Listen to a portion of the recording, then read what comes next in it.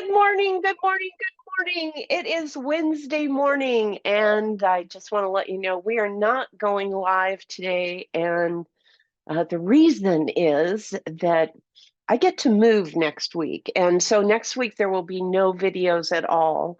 Um, I'm taking the week to get myself all sorted out and get moved into my new place. And goodness knows, I'm sure if you've ever moved in your life, you understand what that's all about, right? And I am just moving down the street, probably 10 minutes from where I live right now. So that is something super sweet for me because the last move that I made was over 400 miles. So just down the street is much more doable, much more succinct, but there's still a lot to do in getting the move taken care of. So we will not be live today or any videos at all next week. Now, I might try and stop in and let you know the progress that I'm making, and I'm super excited about it. And yeah, so my question for you today is when you have a lot of things that you're juggling, like right now, there's just a tremendous amount that is on my plate. What do you do? How do you prioritize what is required of you and what you get to do? And what's that look like for you? Now, for myself, I'm doing something that I don't usually do. I'm giving myself grace. I am allowing myself the space that I need to navigate all of the things that are on my plate right now. So what do you do? What's that look like for you? What are you creating in your life that makes you just really light up? And when there's too much of that, there's too much to light you up. What do you do? How do you give yourself grace? What do you plan? What do you prioritize? And what do you allow yourself? Okay, this is going to just have to be put on hold because I'm really committed to helping you. I am really committed to being in here. Um, but I also get to give myself some grace. So, what do you do to give yourself some grace? Do you give yourself grace, right? Because the thing that I've experienced in life is that we're usually really good about giving grace to everybody else, but we're not usually so good about giving it to ourselves, right? We either have these really high standards where we have to show up, have to show up, have to show up, or when we don't show up, we're usually in the beat up, right? And when we're in the beat up, that doesn't serve us at all. It doesn't help us. It doesn't propel us forward. It just means that we are not being very gracious to ourselves. And that's one of the things that I have said for years. When I had my studio in Washington State, um, that was one of the things that when my students would come in, that I would really, really emphasize to them the importance of giving yourself grace because it's really hard to give to anyone else what you don't possess yourself. And we would never beat up on someone else the way we beat up on ourselves.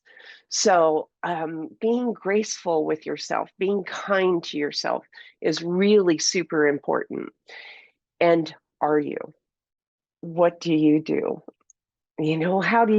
How do you, oh my gosh, I just didn't blah, blah, blah, blah, blah. But then when you start hearing those messages, do you turn it around? Whoa, whoa, whoa, wait a minute. I need to, if I'm going to treat myself as though I am my best friend, right? Because you should be your best friend. You should be the most important person in your life, because from that place, we're able to give to others so much more.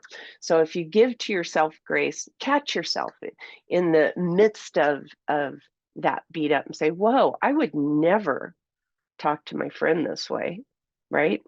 I would never talk to my best friend this way. So let me change the conversation that I'm having within myself, because the conversation that we have within ourselves is the most important, the most valuable conversation that we ever have, because from there everything else flows.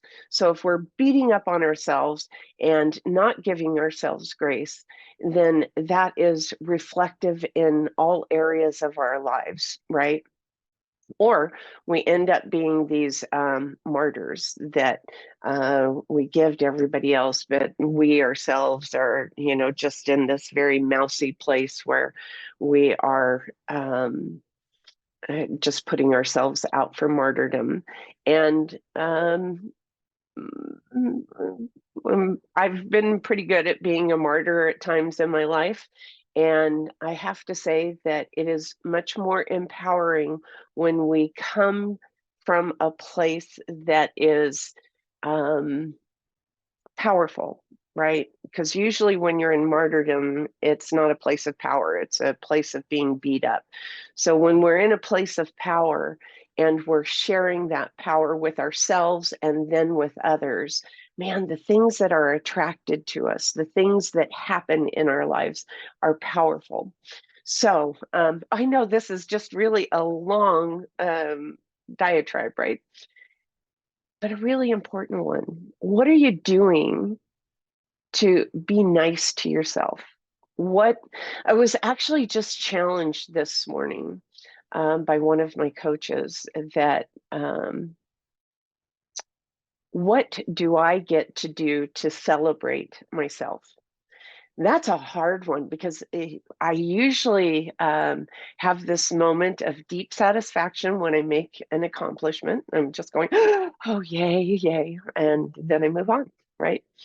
And celebrating myself. What does that look like when you do something, when you get that painting done, when you've been working really hard on a commission, a sculpture, you have gone out and taken these incredible photographs in this place that is a bigger stretch for you and more of a commitment, or you have written that, finished off that chapter in your book.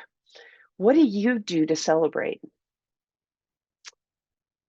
I'm still trying to come up with mine, and would love some feedback of little things. I was told this morning, well, just put on some music and do a little happy dance, and that one I can do that, because I love to dance. I do love that, but um, there seems to be something more that wants to come up for me. Not that I want to do, a hoo great big party.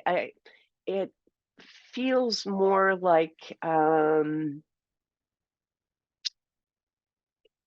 don't know what it feels like. So I'd love your feedback. I'd love your help. What do you do to celebrate yourself when you have made an accomplishment? I need some help here. So if you would help me with some guidance of what I could do, what that might look like, I would really appreciate it. So we're not having a live today.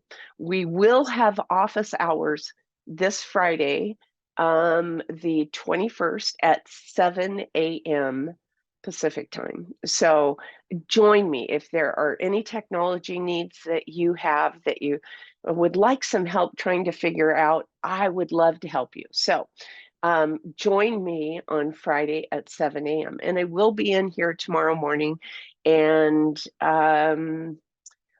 go out and have yourself a magnificent day. But please help me. I need some help. What do you do to celebrate yourself when you have made an accomplishment? I need some I need some feedback so that something comes up, bubbles up for me. So I'm looking for different ways to celebrate, and they don't have to be big ones. I prefer them not to be this all out put together a party kind of thing, just a celebration of something that you have done. What's that look like? A little ooh, ooh, ooh, happy dance, or ooh, what's that look like for you? So yeah, please help me. So have yourself a magnificent day, and I will see you tomorrow.